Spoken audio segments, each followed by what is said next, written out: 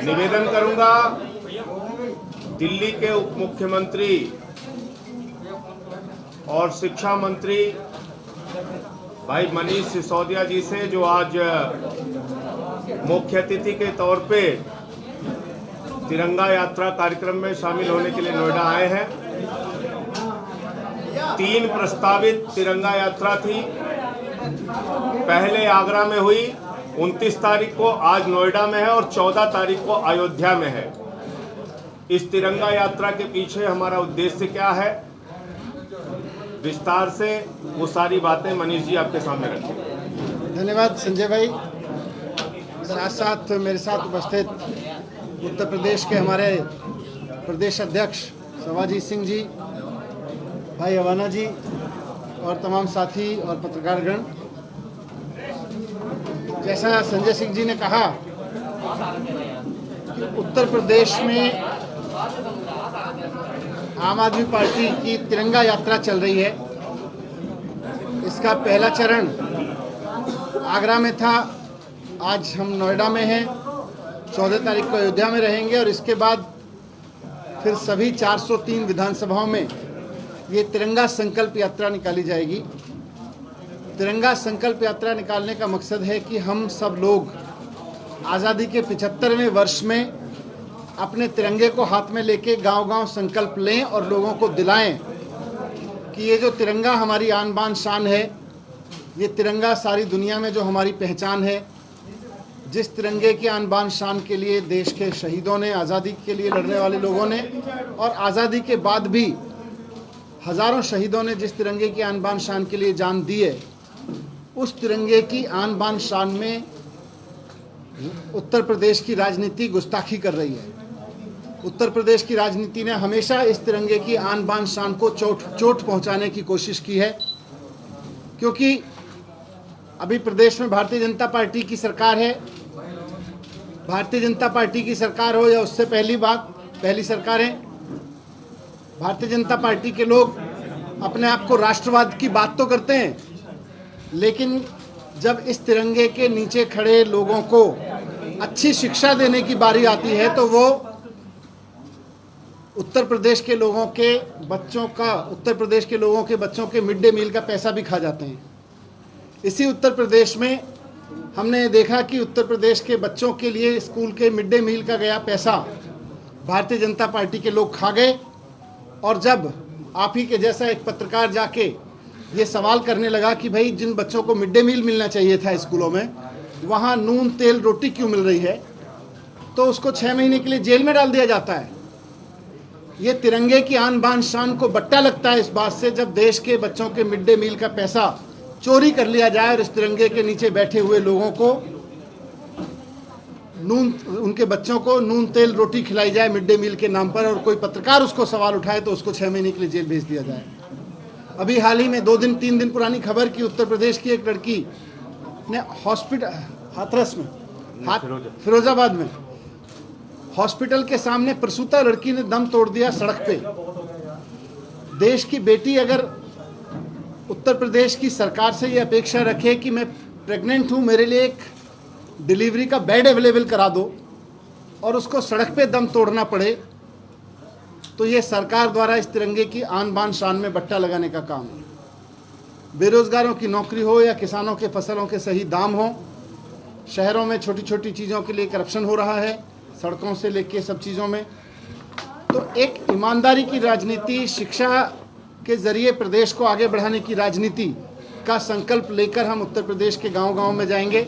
उत्तर प्रदेश के अलग अलग शहरों में जा रहे हैं और इस आज़ादी के 75वें साल में इस तिरंगे की आन बान शान को बढ़ाने का संकल्प लेंगे कि इस तिरंगे के नीचे आने वाले हर व्यक्ति को, वो चाहे जिस धर्म का हो, जिस जाति का हो, जिस क्षेत्र का हो, बाबा साहब अम्बेडकर साहब ने जो संविधान में भारत की कल्पना की है, इस तिरंगे के नीचे रहने वाले भारत को वैसा भारत बनाने के लिए राजनीति करेंगे और वही राजनीति को चुनने के लिए लोगों से अपील करेंगे।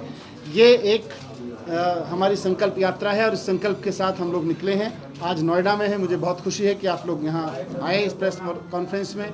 आपके कुछ सवाल हो या संजय भाई इसमें कुछ जोड़ना चाहते हैं? संजय जी ये बताएं, मैं पूरी बात कर लूँ।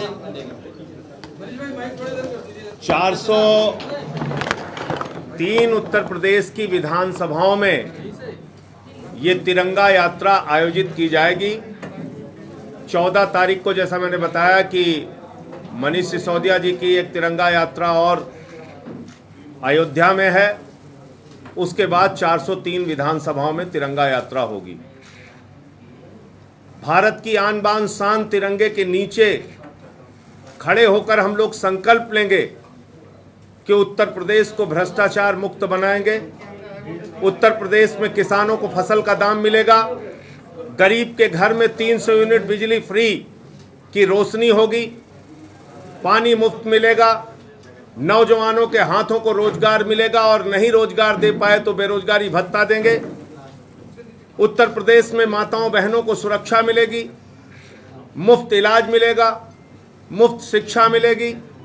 ये सपना हम सब लोग भारत माता की आन बान शान तिरंगे के नीचे खड़े होकर संकल्प लेके पूरा करेंगे और 403 विधानसभाओं में आम आदमी पार्टी पूरे उत्तर प्रदेश में चुनाव लड़ेगी।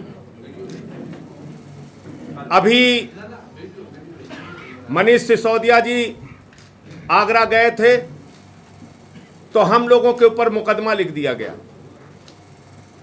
517 लोगों पे मुकदमा लिखा गया, जिसमें से 17 लोगों को नामजद किया गया, 500 लोगों को अज्ञात रखा गया। मैं पूछना चाहता हूं, क्या उत्तर प्रदेश में ब्रिटिश हुकूमत चल रही है? क्या आजादी के 75वीं वर्षगांठ पर हम तिरंगा लेकर सड़कों पर नहीं उतर सकते? यह लड़ाई कमल का झंडा बनाम तिरंगा झंडा की है। कमल का झंडा बड़ा है या तिरंगा झंडा?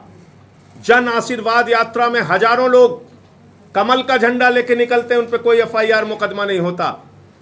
तिरंगा झंडा अगर मनीष सिसोदिया लेके निकलते हैं, हम लोग निकलते हैं, तो हमारे ऊपर मुकदमा हो जा रहा है। भारतवर्ष में अगर हम तिरंगा लेकर नहीं निकलेंगे तो कहां निकलेंगे? इसलिए आदित्यनाथ जी से कहना चाहते हैं, एक नहीं 1000 मुकदमा कीजिए। उत्तर प्रदेश के गांव गांव में तिरंगा यात्रा निकलेगी। तिरंगा हमारी आन बान और शान है और 130 करोड़ भारतीयों का स्वाभिमान है, सम्मान है, हमारे लिए गर्व की बात है। तो इसलिए ऐसा करके आप हमें रोक नहीं सकते। मुकदमे आप चाहे जितना लिख लें। दूसरी बात, आज नोएडा की यात्रा में आने के लिए कई जगहों पे लोगों को नोटिसेस भेज के रोका जा रहा है। क्या तिरंगा यात्रा में लोगों को आना अपराध है? तो ये जन आशीर्वाद यात्रा तो मुर्दाबाद यात्रा हो गई है बीजेपी की। हर जगह उनकी मुर्दाबाद लग रही है मंत्रियों की। उसके बावजूद वो लोग यात्रा निकाल रहे हैं और हमारी तिरंगा यात्रा को इतना बड़ा जन समर्थन मिल रहा है, इससे लोग बौखला गए, डरे हुए हैं। तो इसका फैसला उत्तर प्रदेश की जनता आने वाले दिनों में करेगी और व्यापक तौर पे और बड़े पैमाने पे हम लोग ये यात्राएं आयोजित करेंगे। आप लोगों के कोई सवाल हो? आपने कहा लोग रोक रहे हैं, नोटिस भेजकर कौन रोक रहा है? मतलब किसकी तरफ से? आदित्यनाथ जी की सरकार रोक रही है। सरकार किसकी है? बीजेपी की है। आदित्यनाथ जी की सरकार है। मैंने वो चिट्ठी ट्वीट की है, देख लीजिए आप। 144 गौतम बुद्ध नगर में लागू है। सिर्फ आम आदमी पार्टी के लिए लागू है या भारतीय जनता पार्टी के लिए भी लागू है? एक सेकेंड, अगर हजारों की संख्या में जन आशीर्वाद यात्रा में कमल का झंडा लोग लेके निकल रहे हैं, कहीं पूरे उत्तर प्रदेश में एक मुकदमा हुआ उनके ऊपर? तो ये तो साफ भेद दिख रहा है। तिरंगा लेके निकलना योगी राज में, ब्रिटिश राज में ये अपराध है। अच्छी बात है कि उत्तर प्रदेश सरकार को तिरंगे से डर लगता है और यही तिरंगा यात्रा ही अब इनको बताएगी कि इनके डर को और बढ़ाएगी। आज भी नोएडा में तिरंगा यात्रा है, तो मुकदमे से आपके डर नहीं लग रहा है इस समय? आज 16 तो लिख चुके हैं, 17वां लिख देंगे। कितने दिन चलेगी? 1700 लिख दें। ये कितने दिन? इसके बाद 14 के बाद ये गांव-गांव निकलेगी और सारे 403 विधानसभा में जाएगी, सब में, जब तक चलाएगी तब तक। आम आदमी पार्टी ने उत्तर प्रदेश के अंदर आधिकारिक रूप से हम लोगों ने इसकी घोषणा भी की है कि 1 वर्ष तक आज़ादी के 75वें वर्षगांठ पे हम लोग अलग अलग तरह के आयोजन करेंगे। तो पहला चरण ये तिरंगा यात्रा निकालने का है 403 विधानसभाओं में। उसके बाद दूसरे भी और कार्यक्रम हम लोग। संजय सिंह जी, कुछ खबरें ऐसी भी आ रही है कि आम आदमी पार्टी समाजवादी पार्टी के साथ गठबंधन कर सकती है, तो इस कल स्पष्ट तो कर दिया, सारे अखबारों में आ गया। 403 विधानसभाओं में आम आदमी पार्टी अकेले पूरे उत्तर प्रदेश में चुनाव लड़ेगी। एक मनीष जी, एक प्रश्न है। आपने कहा था कि देश की आन बान शान जो तिरंगा यात्रा है उसको लेकर यूपी सरकार गुस्ताखी कर रही है। आखिर गुस्ताखी के पीछे यूपी सरकार का क्या प्रयोजन है, क्यों ऐसा कर रही है? जाहिर सी बात है, देखिए, देश की आन बान शान देश के बच्चों को पढ़ाने से बढ़ती है। सरकारी स्कूल में पढ़ रहे हो या प्राइवेट स्कूल में पढ़ रहे हो। अब उत्तर प्रदेश सरकार तो उनके मिड डे मील का पैसा चोरी कर ले रही है, तो बच्चों के मिड डे मील का पैसा चोरी करने से, बच्चों के स्कूल की बिल्डिंग और स्कूल और किताबों का पैसा चोरी करने से तिरंगे की आन बान शान नहीं बढ़ती। तिरंगे की आन बान शान इस बात से बढ़ती है, और आज़ादी के 75वें वर्ष में तो हर हिंदुस्तानी को यह संकल्प लेना चाहिए कि हम शिक्षा